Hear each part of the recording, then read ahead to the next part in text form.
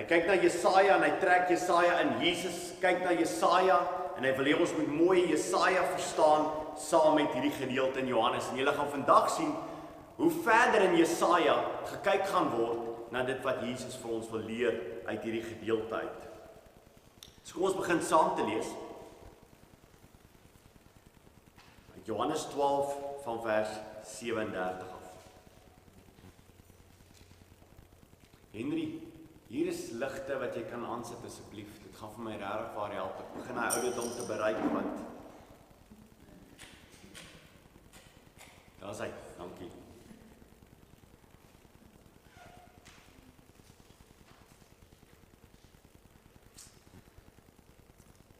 Lees van vers 37 af.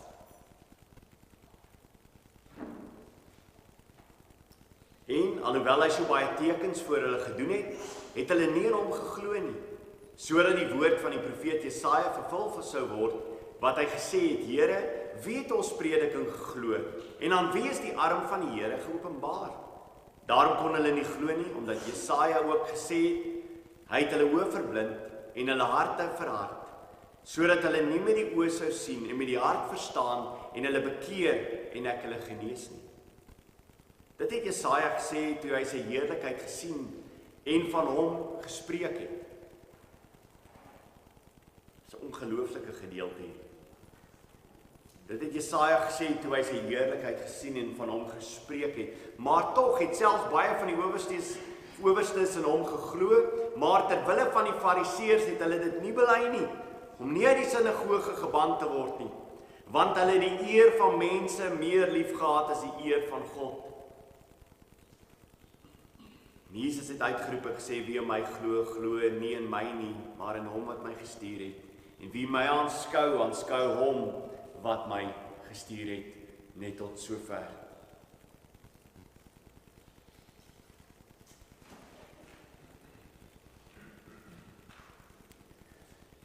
Een ding wat jy eers moet na kyk, as jy na hierdie gedeelte kyk, is die ongelooflike gedagte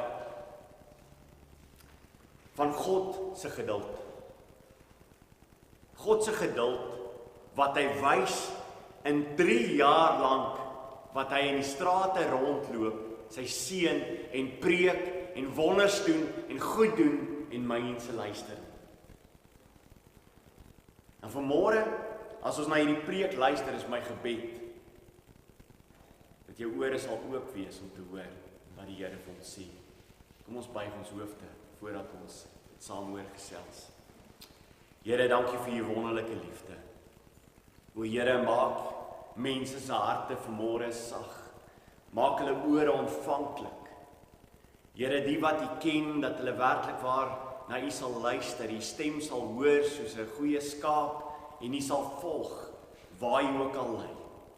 Here, want u is die goeie herder en die skape luister na u stem. Dankie Here dat ons kan weet dat U die een is wat hierdie woord gespreek het. Dat dit goddelike woorde is.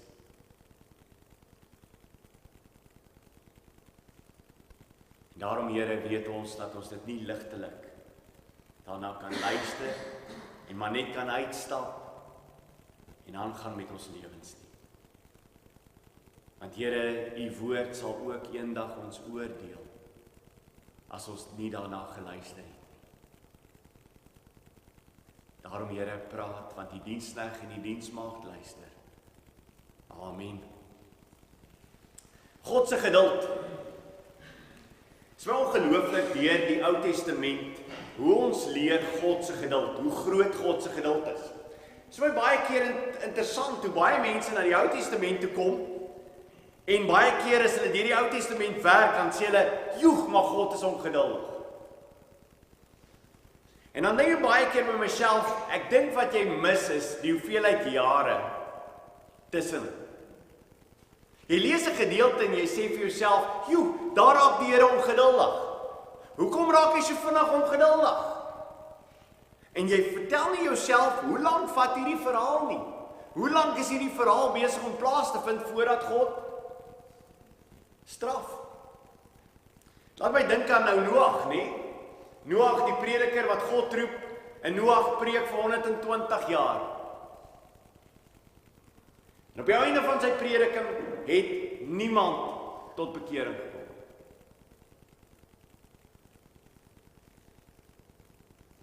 En ek moet vir jou sê, as ek na daai verhaal luister, is dit vir my vreemd dat God nie by die 10de jaar al gesê het, julle gaan anyway nie luister nie, kom ek wis julle sommer net uit.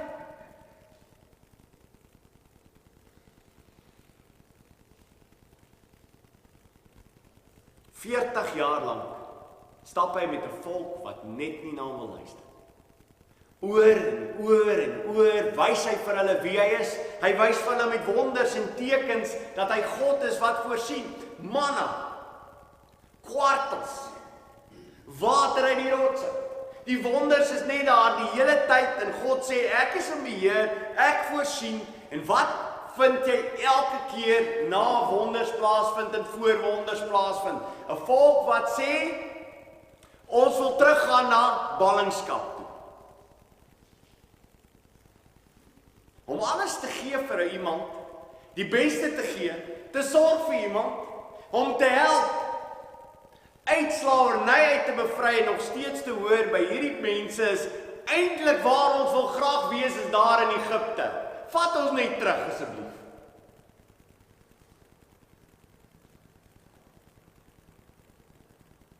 Wat vir my ongelooflik is van die gedeeltes in die Ou Testament is, die tydperk van wonders in die Ou Testament was 'n tydperk gewees waar mense die mees weerbarstige toestand was. Gaan kyk maar in die Ou Testament. Jy vind vir Moses. Moses doen wonders. En hoe is die volk? Weerbarstig, hulle luister nie. Jy kry vir Elia. Elia doen wonders. Jy kan sien hier in die Ou Testament is daar tydperke van wonders wat gedoen word. Was nie heeltyd wonders nie. Was nie heeltyd 'n tydperk van wonders nie. Die meerderheid van die profete het nooit wonders gedoen. Maar daar was 'n tydperk van wonders gewees met Moses, met Elia, met Elisa. Is daar wonders, daar's tekens. Elia moet op 'n stadium as in die berg Karmel gaan, roep hy die mense op en hy sê, hoorie, so kom ons kry net al die profete bymekaar. Al die valse profete, die man van Baal en die Astarte, en hulle roep almal bymekaar en hulle kom op die berg bymekaar. En die hele volk is daar.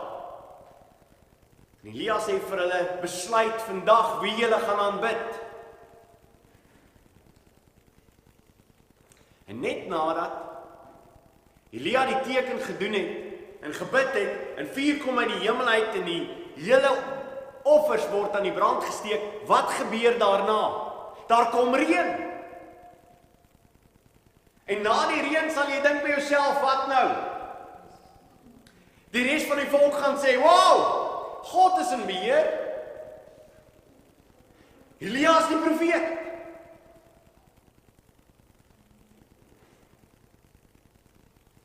Elia moet vlug vir sy lewe. En die kraaie moet hom kos gee. So baie vir mense wat dink as die Kaap reën kry, laat die mense die Here gaan aanbid. Was nog nooit so nie, sal ook nooit so wees nie. Wonders en tekens verander nie mense se lewens nie. En dis hoekom hierdie gedeelte begin dit by dit vers 37. Kyk weer na vers 37.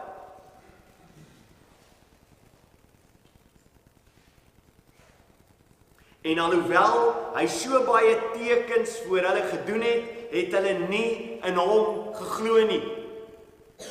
Nou dis 'n interessante teksvers, is dit nie? Want as hy brood vermeerder, wat word daar gesê van die mense wat die skare is, wat sien hoe hy die brood vermeerder het? Wat hoor ons van die mense? En hulle het in hom geglo. Maar wat sê hy elke keer nadat hulle glo in hom? Hulle oppervlakkige geloof. Die geloof is nie die geloof wat red nie. Die geloof is 'n eenmalige geloof van sê, hoe wonderlik is hierdie Jesus. Kom ons kry hom om net ons koning te wees, dat hy aanhou vir ons brood gee. Dit sal so great te wees en nou hoef nie een van ons te werk nie.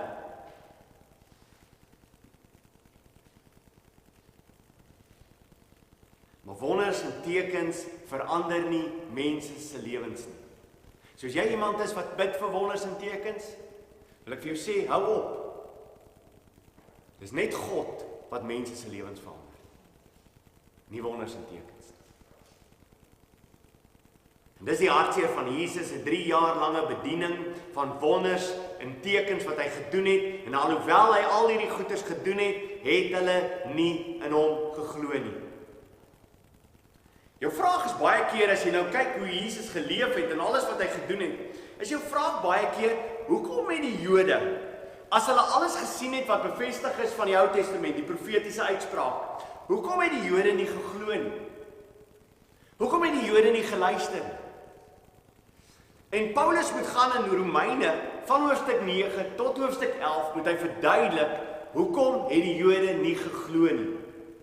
Na alles wat hulle gesien het, Jesus het al die eienskappe van die Messias vervul, alles wat die Messias oor hom voorspel het, het Jesus vervul, waarom het die mense nie na hom geluister nie? Paulus moet vir hulle verduidelik, en hy verduidelik dit, en hy sê vir hulle, dit was nog altyd gewees, dat God 'n gedeelte uit die Jode gekies het. Maar die meerderheid van die Jode sal verlore gaan. Hoekom? Want dit is wat die profeseë voorspel het. En dan vind die volgende in hierdie gedeelte plaas, en dit skok ons so of dit behoort. Kyk na vers 28, sê hy dan, dat dit wat gebeur het, is soos die profeet voorspel het. Sodat die woord van die profeet Jesaja vervul sou word, wat hy gesê het, Here, wie het ons prediking geglo, en aan wie is die arm van die Here geopenbaar? So, Jesaja het geprofeteer, dat wat gaan gebeur as die Messias gaan kom? En die arm van God word geopenbaar. Wat gaan die mense doen aan hom? Gaan nie na hom luister nie. So wat moet jou verwagting wees as Jesus op die toneel verskyn en hy doen nie wonders en tekens wat God hom laat doen het? Wat is jou verwagting wat die Jode rondom hom sal doen? Hulle sal nie glo nie, want profesie moet in vervulling gaan. Vers 39.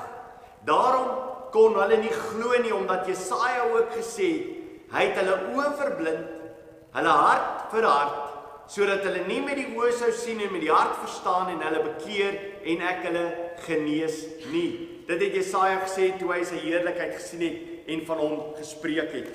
Daar's 'n profesie. En die profesie in die Ou Testament sê is dat God hulle harte sal verhard. God sal hulle harte verhard.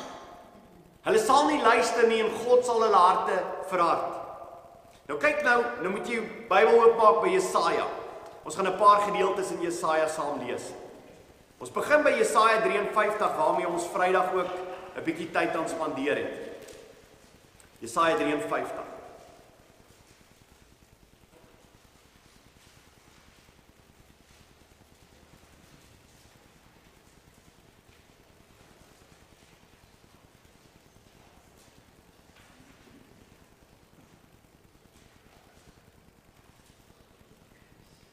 Hier haal hy dit aan, Jesaja 53 vers 1. Wie het geglo wat aan ons verkondig is, en aan wie is die arm van die Here geopenbaar? Wat het hy net voor dat in die verse vir hulle vertel? Ons het dit Vrydag hanteer. Net voor dit vertel hy, dat sy knegt sal verhoog word. Hy daai aan die kruisiging wat sal plaasvind, hy is misvormd van sy voorkoms, vers 14, geen mens meer nie, sy gestalte was nie soos die van 'n mensekind nie. En dan die nasies, die heidene sal glo. En dan sê hy vers 1 van hoofstuk 53, wie het geglo wat aan ons verkondig is, en aan wie is die arm van die Here geopenbaar? Mense sou nie luister nie. Mense sou niks met hom te doen wou gehad het nie. Die Jode sou hulle harte teen hom gehad het. Nou blaai na Jesaja 5 toe, want ons gaan na Jesaja 6 toe gaan, want dis 'n verdere aanhaling wat Jesus hier gebruik. Jesaja 5.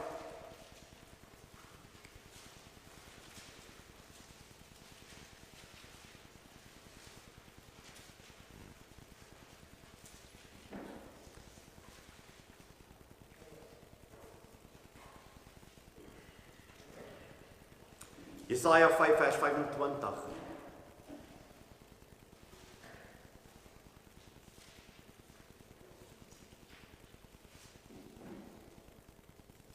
Jesaja 5 vers 25 sê, daarom het die toorn van die Here ontvlam teen sy volk, en hy het sy hand teen hulle uitgestrek en hulle swaar getref, sodat die berge gebeef het en hulle lyke soos vuilnis op die strate was, soos vullis, né?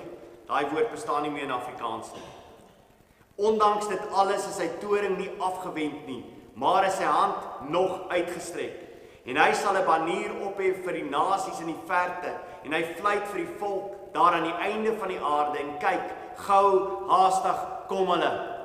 So, Jesaja skryf, en God is besig met hom te praat, want Jesaja het 'n probleem.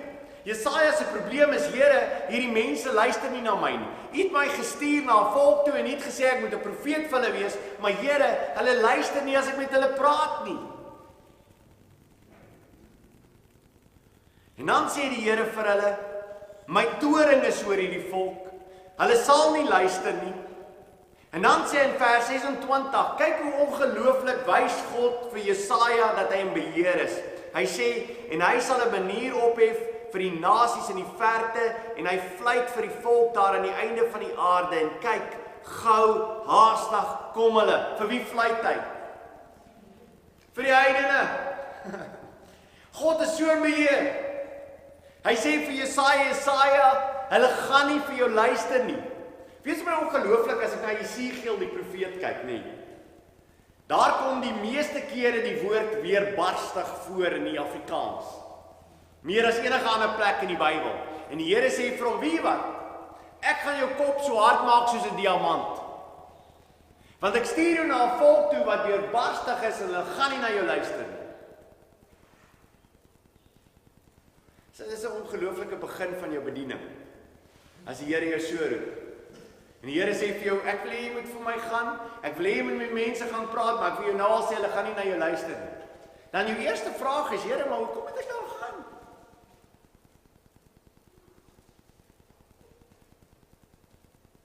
Want ek wil hê jy moet my gehoorsaam wees aan my, en ek wil hê, terwyl jy besig is om te preek, moet jy een ding onthou, ek is God wat absoluut in beheer is. En dan gebeur die volgende. Want die gedeelte wat Jesaja aanhaal in hoofstuk 12 is 'n gedeelte van, en Jesaja het sy heerlikheid gesien. Dis ongelooflik. Hy haal 'n gedeelte aan in Jesaja wat vertel vir ons van Jesaja wat God se heerlikheid gesien het. Maar Johannes sê nie dat Jesaja God die Vader se heerlikheid gesien het nie, maar wie se heerlikheid het hy gesien? Jesus se heerlikheid. Vir enige persoon wat nie glo in die drie-eenheid nie, wat nie glo dat Jesus ten volle God is nie, is hierdie nogal 'n redelike probleem. Van kyk nou na hoofstuk 6.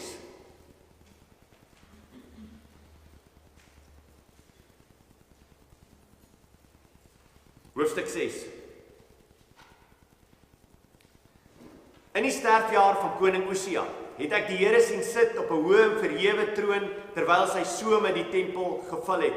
Dieselfde woord verhewe as wat in hoofstuk 52 vers 13 is, hy sal verhewe wees. Sy verhewenheid op die troon van God is dieselfde verhewendheid waarvan ons gepraat word dat hy aan die kruis van Golgotha hang.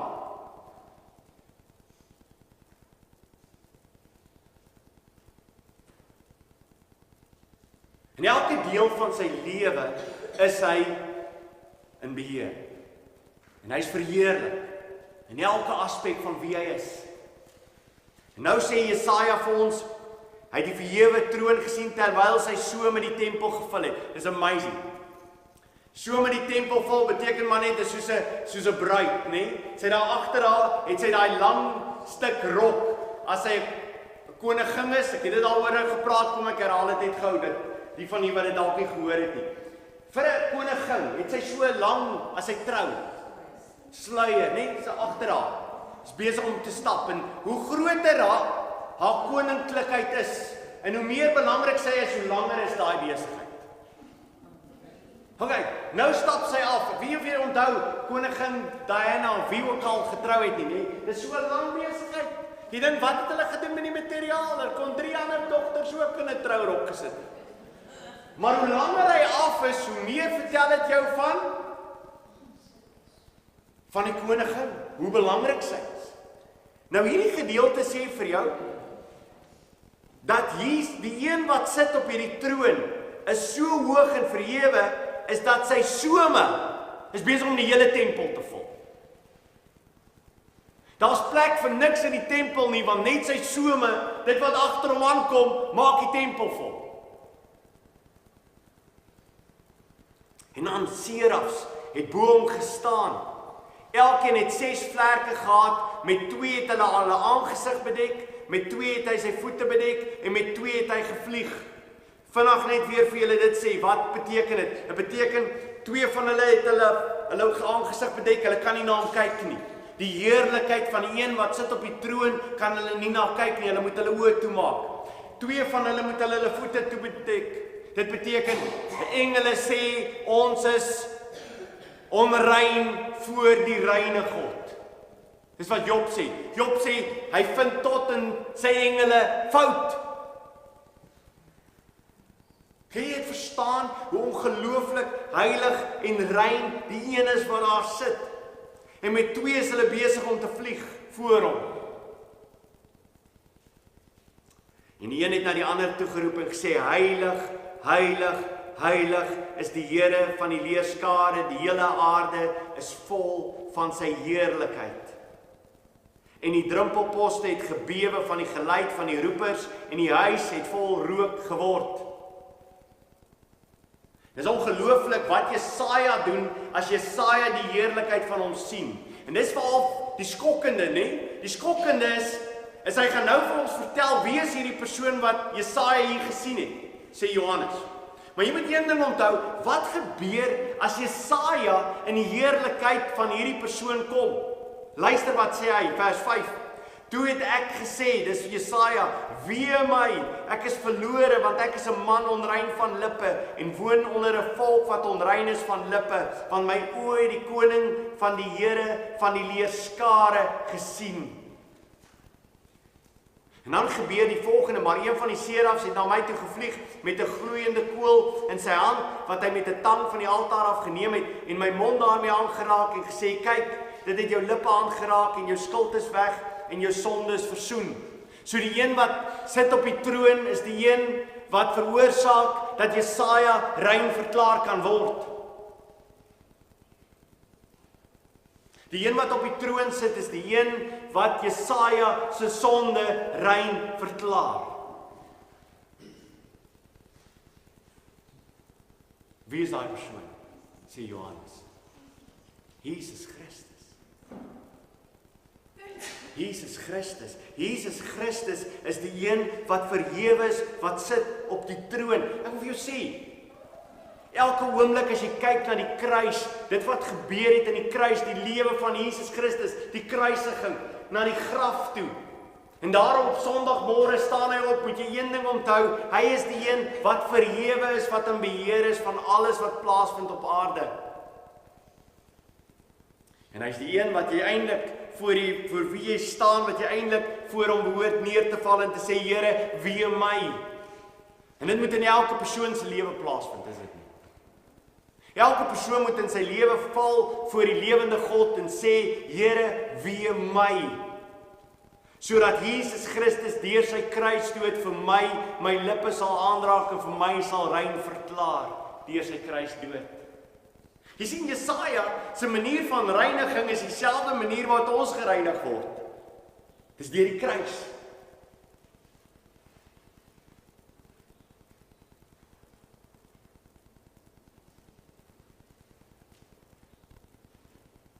Hy is die een wat heerlikheid het. Dieselfde wat in Jesaja 52 van hom vertel word, die een wat sou kom, hierdie een wat hulle sal verag het, hy sal heerlikheid hê. Dis dieselfde wat Jesaja vir ons sê, hy is die God van heerlikheid. Jesaja 53 vers 12 sê, hy het ons sonde op hom geneem.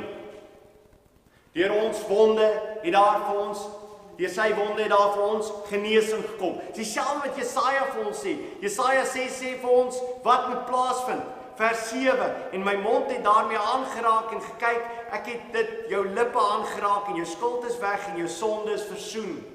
Jesaja is besig om oor dieselfde persoon te praat wat Jesaja 53 waaroor hy praat. Die een wat niemand sou wou gehaat het nie, is die een wat verhewe is, wat op sy troon sit in Jesaja 6, is die een in Jesaja 53 wat niemand wil hê nie.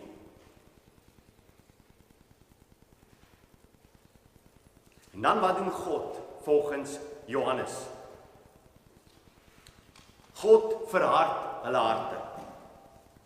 En ek wil hê jy moet 'n paar gedeeltes, as ons nou net verder kyk, vers 10.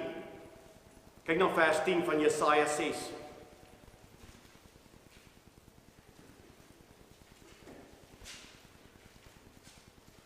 Jesaja 6 vers 10, hy begin in vers 9 vir hulle te sê, en hy het gespreek, gaan sê aan hierdie volk, hoor altyd deur, maar verstaan nie, en sien altyd deur, maar bemerk nie.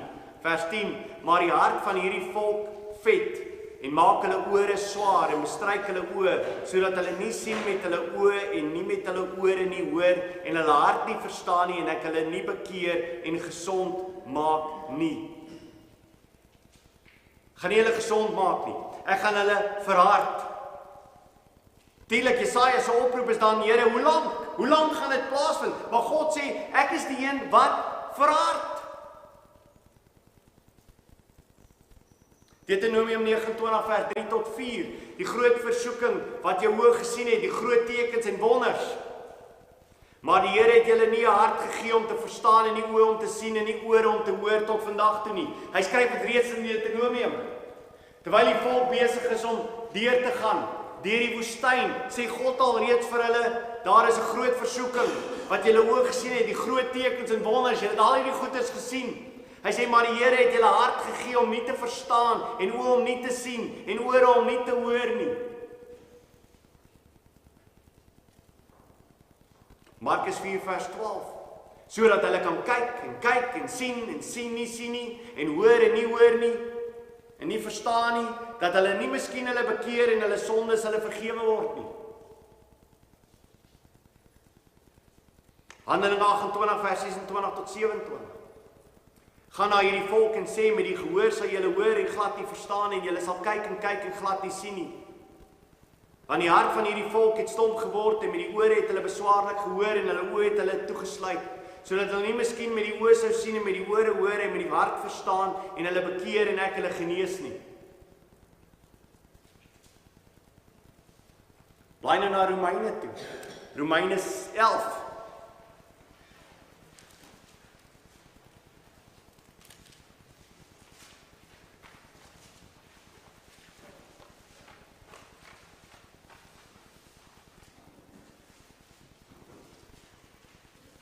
Romeine 11 van vers 7 af.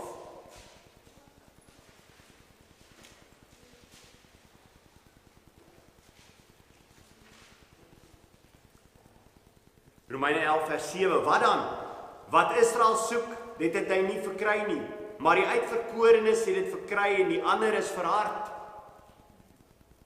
Soos geskrywe is, God het hulle gegee 'n gees van diepe slaap, oë om nie te sien nie en ore om nie te hoor nie tot vandag toe. En Dawid sê, laat hulle tafel vir hulle wees 'n vangnet en 'n stryk en 'n struikelblok en 'n vergelding.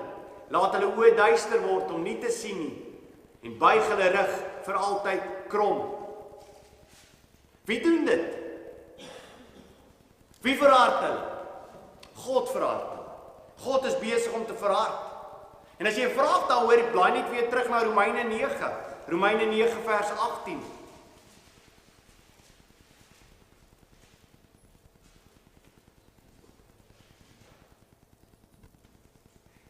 Hy vertel in vers 17 dat hy vir die Farao se hart verhard het om sy krag te toon deur hom. In vers 18, so is hy dan barmhartig oor wie hy wil en hy verhard wie hy wil. Jy sal dan vir my sê, waarom verwyd hy dan nog? Want wie het sy wil weerstaan, maar tog o mens, wie is jy wat teen God antwoord? Die maaksel kan tog nie vir die maker sê, waarom het hy my so gemaak nie? Of het die pottebakker nie die mag om oor die klei, om uit dieselfde klomp die een voorwerp tot eer en die ander tot oneer te maak nie? En as God, al wil hy sy toring bewys en sy mag bekend maak, tog met groot lankmoedigheid die voorwerpe van toring wat vir die verderf toeberei is verdra het, juis om bekend te maak die rykdom van sy heerlikheid oor die voorwerpe van barmhartigheid wat hy voorberei het tot heerlikheid. Wat beteken dit? Want dis 'n gedeelte wat in Johannes 12 vir ons genoem word. Johannes 12 is Jesus aan die woord. Jesus sê, ek maak hulle oë blind. Ek maak hulle ore toe. Sê ek wat dit doen. En dit word bevestig deur die res van die gedeeltes dat dit hy is wat dit doen. Dis 'n bevestiging deur die hele Bybel. Maar een ding wat ons nie moet mis in dit nie. Is hy besig om mense wat vir hom soek te verblind en doof te maak? Nee! Hy is nie besig om mense te verblind wat besig is om na hom te soek nie, wat doof is, wat wil hoor nie. Hy is nie besig om hulle doof te maak nie. Dis mense wat nie hom soek nie, wat hy gee, wat hulle graag wil hê. Die ander kant is, die wat na hom soek, hoe soek hulle na hom?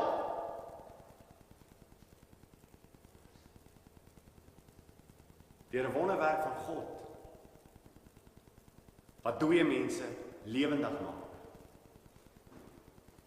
So wat sê die Bybel vir ons? As jy iemand sien wat wederbaar is, wat sê dit jou van God? Hoe ongelooflik groot is hy? Genade. As jy iemand sien wat sy hart verhard, wat sien jy van God? Hoe ongelooflik groot is hy? Genade. Dat hy nie onmiddellik hierdie persoon uitwis nie. En as ons na die wêreld kyk, en die wêreld wat verhard in hulle sonde, is dit 'n teken vir ons dat God sê, ek gee hulle oor aan wat hulle graag wil hê. Dank die Here dat hy baie keer mense beheer, nê? Dat hy nie mense oorgee totaal aan wat hulle graag wil doen nie. Want anders sou ons almal Hitlers wees, is dit nie? As God ons almal moet oorgee aan wat ons graag wil doen, die wêreld moet oorgee aan wat hy graag wil doen, wat sou in die wêreld nie alles plaasgevind het nie? Maar God is in beheer daarvan en hy sê, ek is in beheer. En daarom in die oggend wil ek vir jou sê, as jy nie luister na hom nie, net soos hierdie volk nie na hom geluister het nie, want die verantwoordelikheid lê altyd by jou. Net soos in Handelinge vir ons vertel word, wie is die persone wat hulle verhard het? Hy sê, julle het dit gedoen, Jode. Die verantwoordelikheid is julle sinne. En dan daarmee by sê hy en bevestig hy dit, God het dit ook gedoen. God het dit verder gedoen. God het julle verder verhard. Dieselfde muntstuk. Julle het julleself verhard. God het gesê, ek verhard julle nog meer. Jy gaan later aan sit in die kerk en jy gaan niks meer hoor nie. Jy gaan niks meer sien nie. Jy gaan soos daai 3 apies wees. Hear no evil, see no evil, and speak a lot of evil.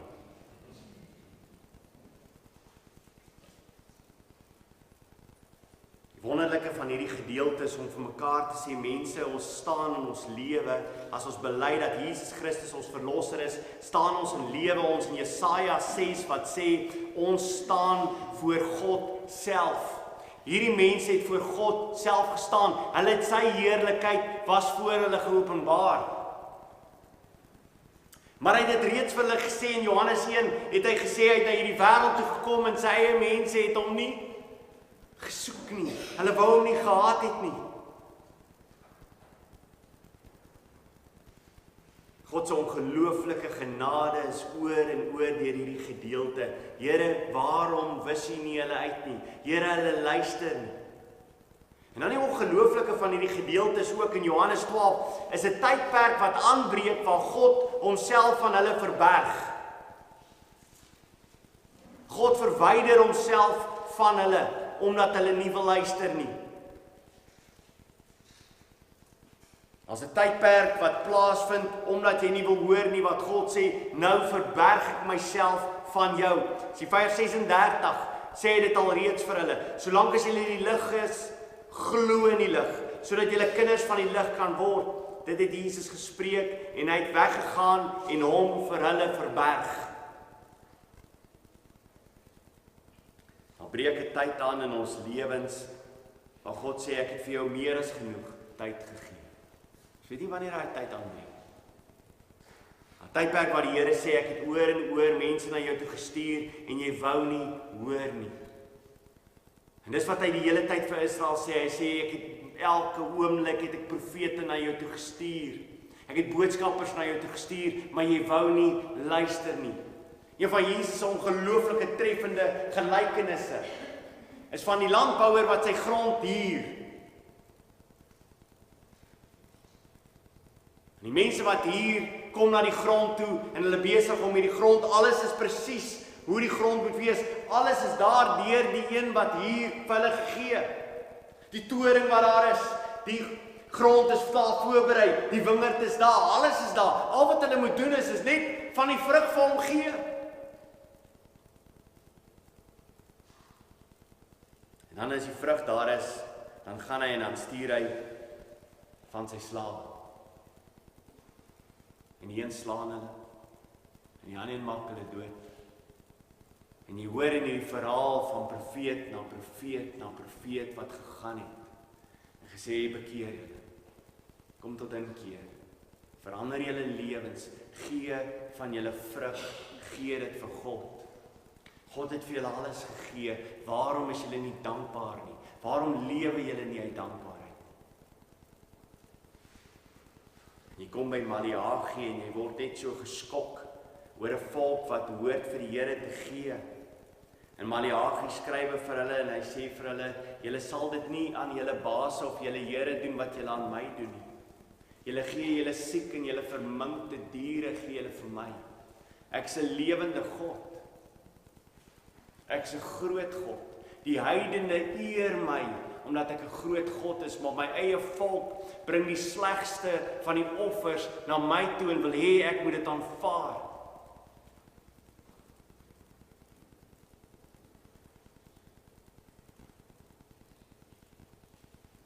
Baie keer as ons na ons eie lewens kyk, ervaar ons dat ons lewe voor 'n verhewe en 'n groot God.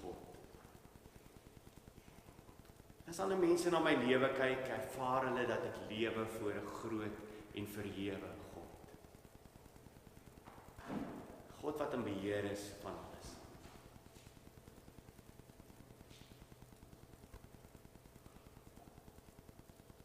En dan die skokkende van hierdie hele verhaal is, wat dan verder plaasvind in die verhaal van Johannes 12, is nadat hy vertel het wat Jesaja ook gesê het, vind ons vers 42. Maar tog het selfs baie van die owerstes in hom geglo, maar terwille van die Fariseërs het hulle dit nie bely nie, om nie uit die sinagoge geban te word.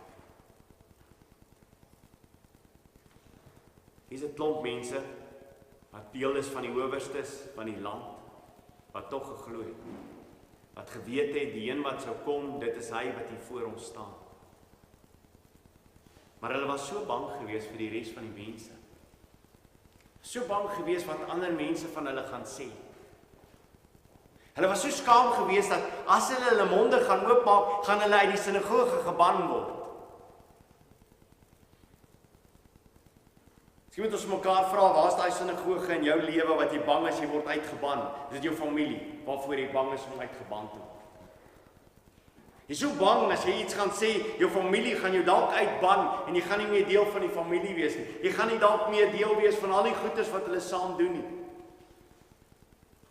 Is jy bang dat by jou werk dat jy dalk uitgeban sal word uit jou werk uit? By jou skool uitgeban sal word as jy begin om te bely dat jy glo in Jesus Christus en dat jy gaan lewe asof sy heerlikheid die hele tyd voor jou is jy daarvoor bang?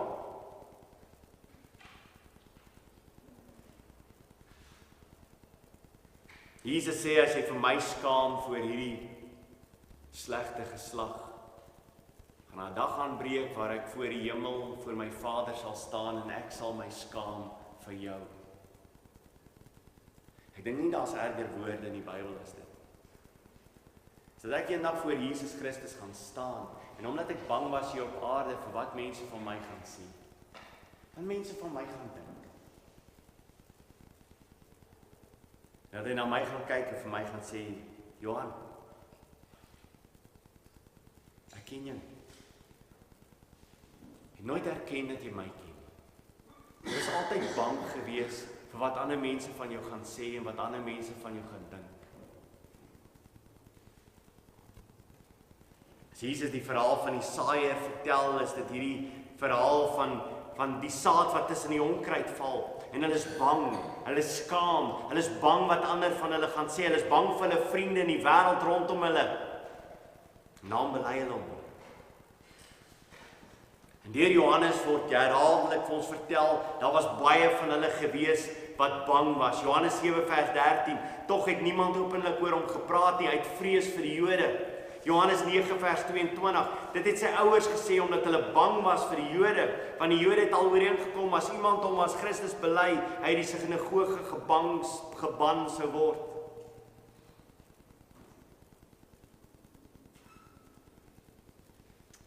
Johannes 5 vers 41, eer neem ek van nie mense aan nie, van geen mense aan nie, sê Jesus. En dan vers 44 sê hy, hoe kan julle glo wat van mekaar eer aanneem?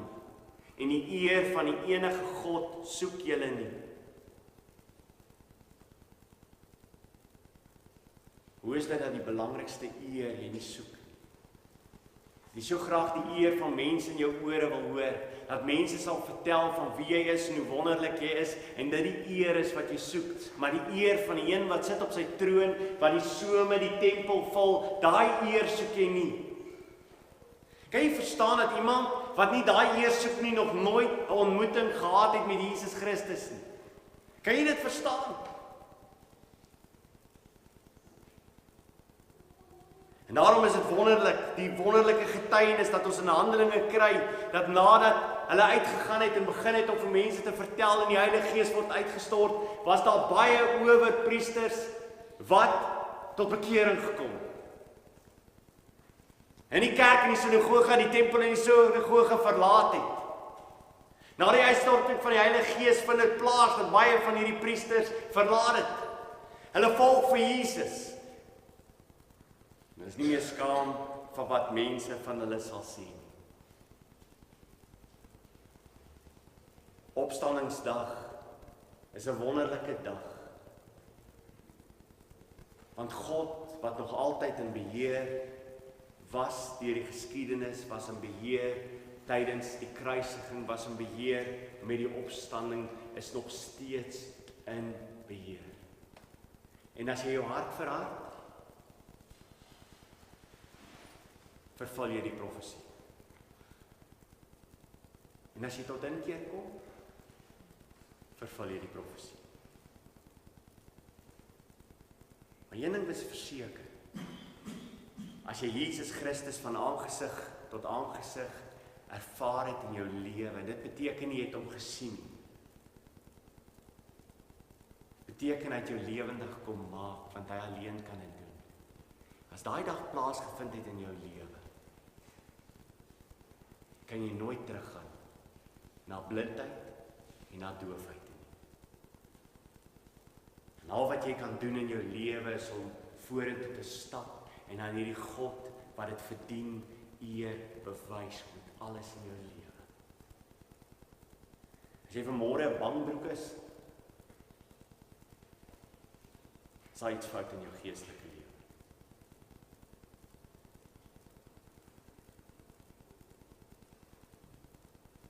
Vir wie is jy bang? Van wie soek jy eer?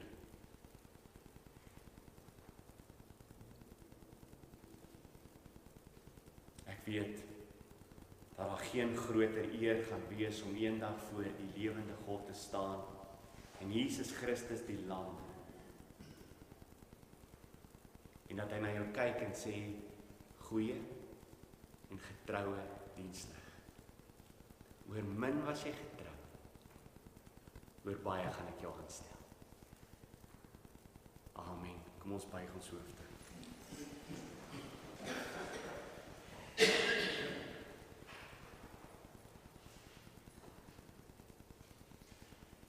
Here, is vir ons ongelooflik om Johannes 12 saam deur te werk en te sien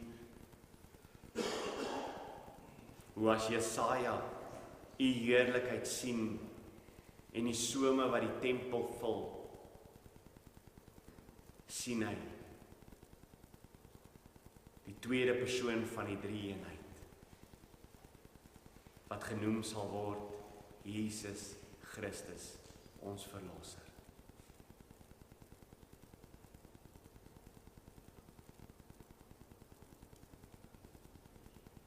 Die heerlikheid wat hy gehad het by die Vader voor die skepping van hierdie wêreld, was hy bereid om op te offer, om na hierdie wêreld toe te kom en deur die wêreld verag te word. En net soos hulle die diensknegte en die slawe doodgemaak het, so het hulle gedoen aan die seun. En hulle die seun doodgemaak, want hulle het gesê, dan sal alles aan ons behoort. En hom uit die wingerd uitgegooi. En daarom buitekant Jerusalem op Golgotha het hy aan die kruis gehang. Want dit is wat die wêreld met hy wou doen. En ek was deel daarvan.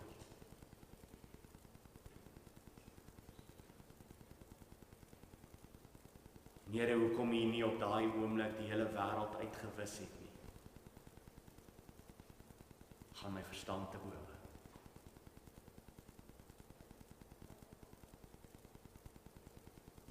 As enigiemand nie genade kan ervaar deur die hele Bybel van Genesis af nie, kan ek dit nie verstaan nie. Ek kan nie verstaan hoe Here ons voor die kruis kan staan en te sien wat die wêreld wat hy geskep het aan die seun doen.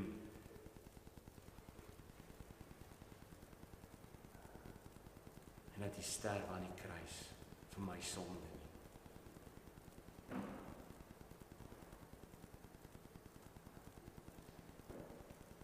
Ja, Here, en die wonderlike is, 3 dae later, die Sondagmôre, is die dood oorwin.